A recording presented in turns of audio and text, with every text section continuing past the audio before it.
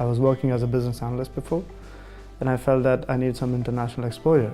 And finding that I'm getting this education in Berlin, and the university is English, so it made me help to make the choice. Otherwise, if I'm looking for any other university across the globe, Canada is expensive, Australia is expensive, America, so to say, is the most. Being in Germany, less expensive, taught in English, made up my mind to be here. And Berlin, for a reason that it's known as the youth capital. Lots of stuff happening here to be around with the culture and how you cannot get bored here as a student. Berlin is more of a, I would say, has a balance.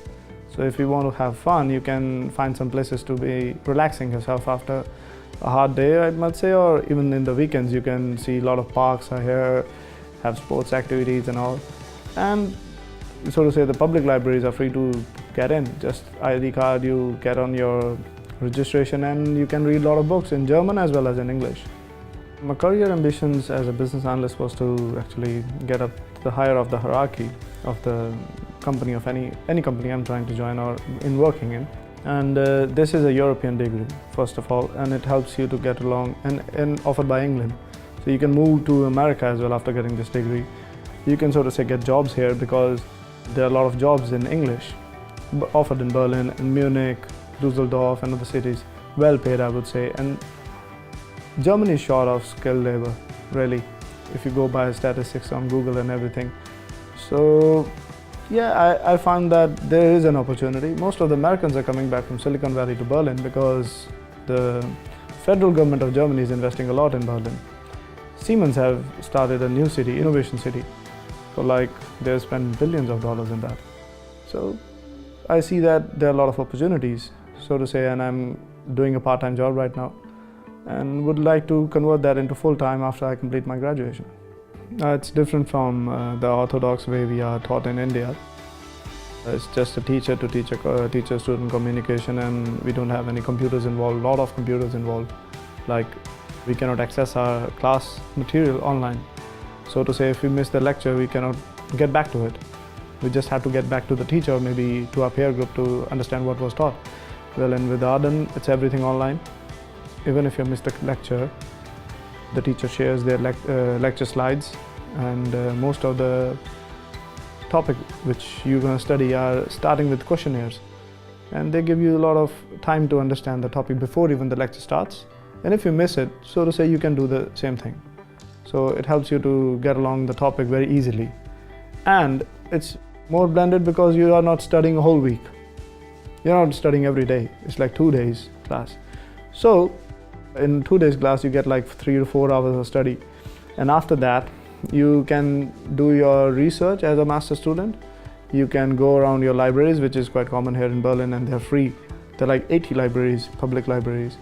And you can borrow the books from there. You have sort of a lot of time to, do your research, and that's all about masters, learning by yourself. And the teachers are quite okay if you send them an email and they reply you very promptly. So that's appreciable to have such system. When I had to make a choice to come to Germany, I was actually planning to go to Denmark because Scandinavia is quite... I just have this information by working with them offline back in India that, so to say, complete Europe is not that developed. So saying Europe doesn't mean that everyone is on the same scale. The northern part of the Europe, or so to say the west north part, is quite advanced. They have broad mind and they are more modern than other part. Whereas if you go to Eastern Europe, then there's difference. Germany is in the middle. It has the most countries bordering it, like neighboring 9 or 10 countries. So it's a trade center for Europe. Data analytics is in demand because of 2 reasons. First, we have a lot of Internet of Things these days. Internet of Things is like your smartwatches, your mobile phones, your laptops, everything is mobile. So you get a lot of data. And the internet speed is high. So to say, the picture you were clicking 3 years ago was like 500 KB. Now, if you're clicking a picture, it's like massive 5 MB. You say how large scale it is, proportionate to what you were having before. So data in size and in quantity is increasing. and companies don't know what to do with that. The companies were evolving like exponential. They have so much data on their servers. They don't know what to comprehend from that. Their plans are old-fashioned, but the technology itself is evolving so fast that they need to bridge the gap. Here data analytics come in.